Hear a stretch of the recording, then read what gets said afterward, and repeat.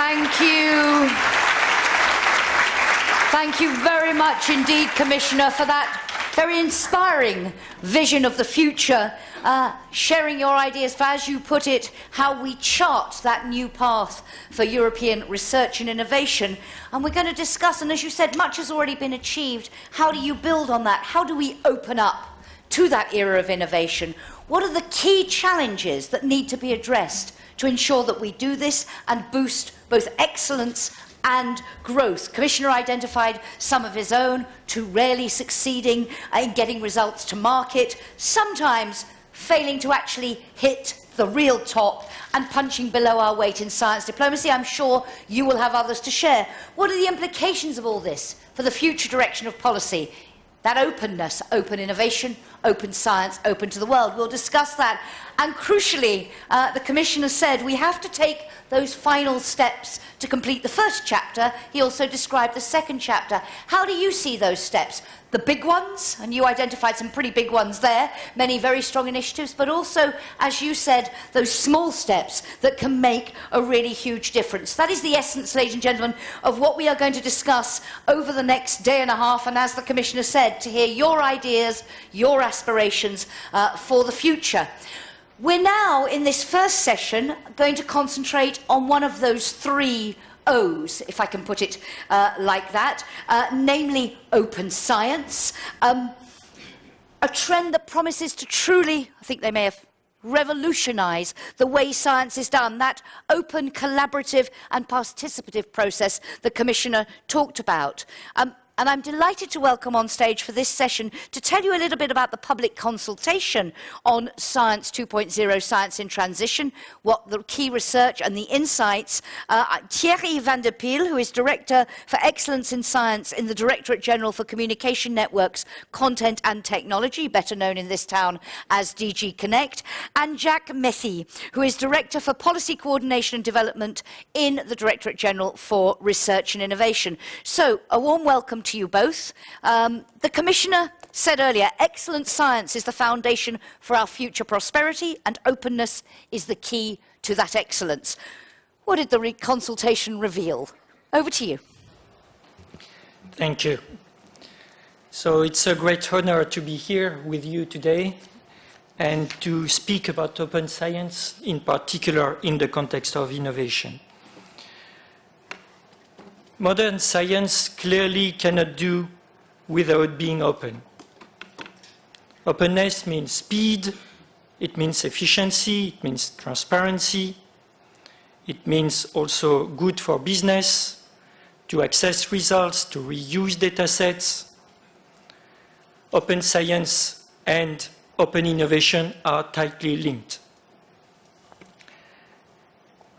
I just would like to mention the recently adopted digital single market strategy. And here, the strategy names clearly open science as an ingredient to build the data economy. So open science and economy are also tightly linked. In that context, the strategy highlights one specific item, which is the free flow of data, which includes research data. It means that issues like ownership, interoperability, usability, access to data will be addressed. So now my colleague and myself, we will introduce the results of our public consultation on Science 2.0, Science in Transition.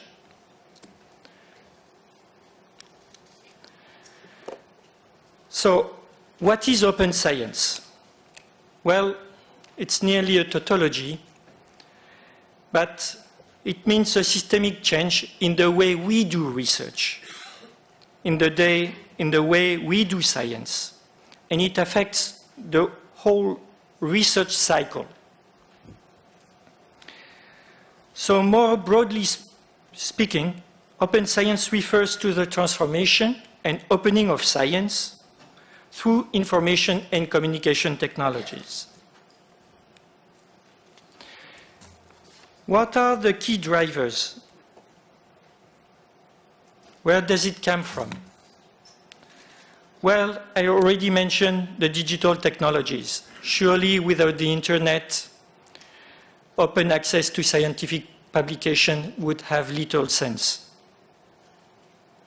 Also, as science becomes more and more data-driven, digital technologies have a key role in sharing data, in managing data, and also we need the appropriate skills. It's extremely important. Another driver is the pure demographics. We have more and more scientists. If you look at the number of scientists in China, it's impressive. And it means that we have a proliferation of publications, of journals. This is a driver to open science. A very important driver is also the public expectation. To have better, more efficient science, and money, of course, has to be spent efficiently. And this is the expectation of all citizens. They need also to be reassured on the research integrity.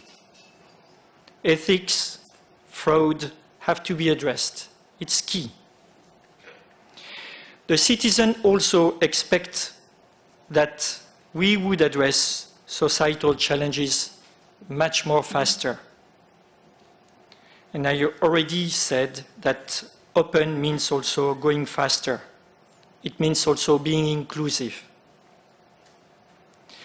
And last but not least, it's important that open science is a driver for innovation and growth.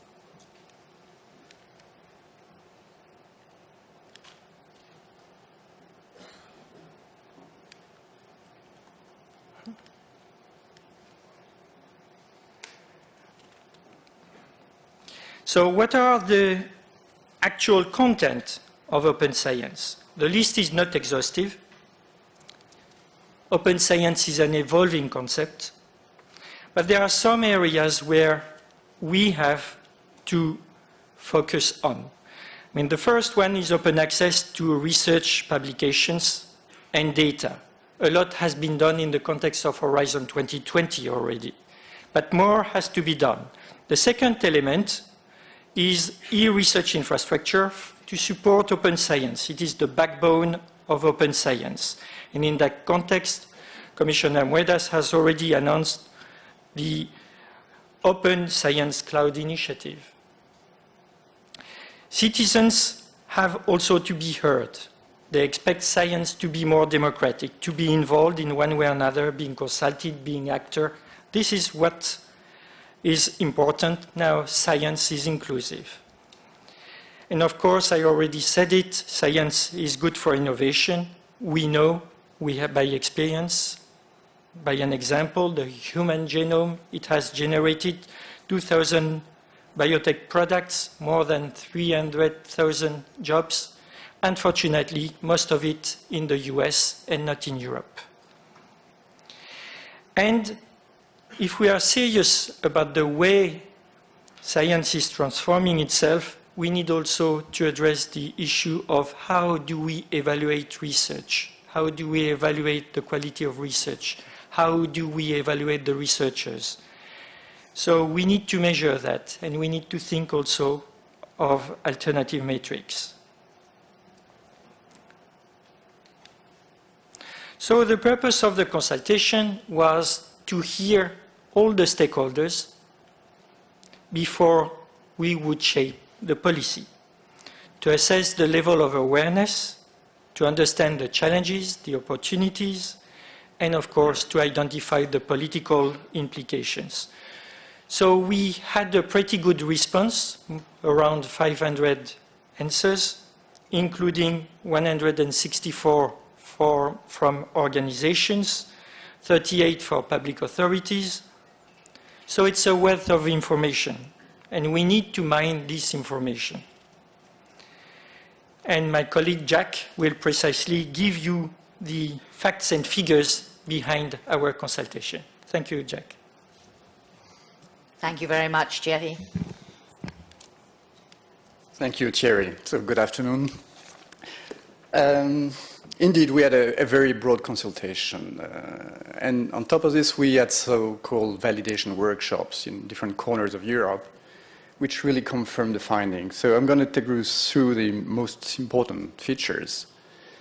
And I will start with one, which is a bit symbolic because it has to do with naming. But it also shows that we are in the process of co-shaping of a policy on open science. And I'll make my point here. Initially, we started this consultation with the branding name Science 2.0, because what we had in mind really was this change of paradigm, and 2.0 is exactly about that. But the people said, no, certainly it's a new paradigm, but doesn't tell you what it is about, because what it is about is open. The really important word is open. And this is why we have rebranded this thing as open science. You see also appearing twice the word digital, and Thierry has highlighted this word. It's a very important ingredient of open science, but it's not the only one. Nevertheless, as you see, it features very, very high. Now, let's go into some more technical details here.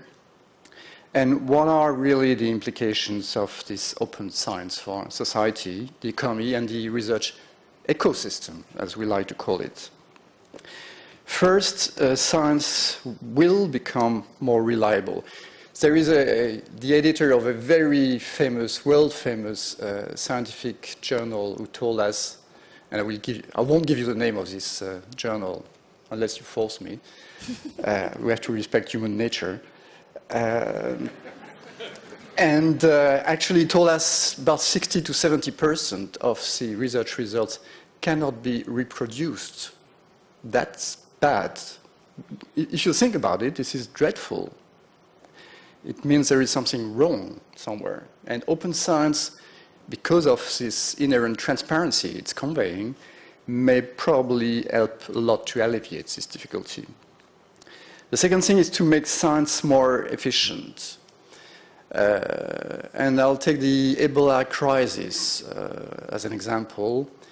If information, if research results, if all these things had circulated faster, we could have tackled the crisis in a much more efficient way.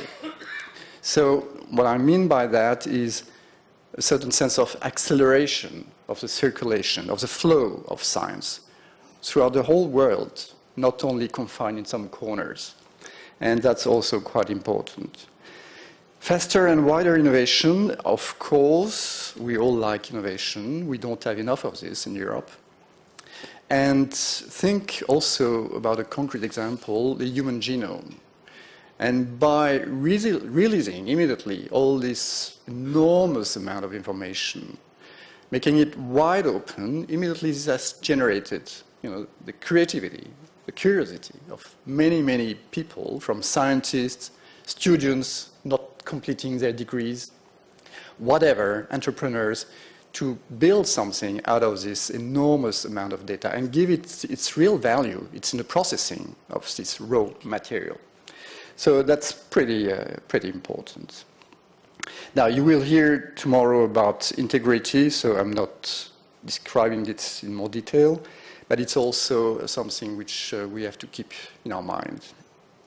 Now, what about the barriers to open science? Well, general concern, and I hinted at that, actually, quality assurance, by default, the lack of quality assurance. What is the cornerstone of the validity of the research work? It's essentially the peer review system. We all know the peer review system has its limitation, but like we all like to say, it's like democracy, try to invent something better. Actually, open science does it in a sense of it generalize the peer review system. It opens it up to the whole world. And this increase in transparency, in comparison, in challenging ideas and results will definitely improve the system. I'm going to have to do this fairly briefly now. Yeah, I'm almost through. Now, problem is what incentive for people to move in the direction of open science and to adopt it. Well, career-wise, it's not obvious yet that this will pay off. So we have to find a means to encourage people to go for it. Now, key objectives, we've highlighted 3 here: support to infrastructure, and it goes very much in the field of the cloud, fostering open science and giving these incentives I just mentioned, and coupling in a more tighter fashion science and society. These 3 items are all the subject of this workshop, which will follow in the afternoon. What does the customer base tell us? Don't forget, be bottom-up. If we were in the States, I would say, let's be organic. It has to be a grassroots process, an ecosystem. And stakeholders want to have a chance to influence the process. What about the institutions? Well, the good news is that both on the Council side and on the Parliament side, you see there is work, discussion going on. So these people are ready to follow suit if we come with interesting proposals. So thank you for the attention. And again, in this spirit of co-shaping the policy, please participate very actively to the workshop. We count on you. Thanks a lot. Thank you very much indeed. Thank you to both of you.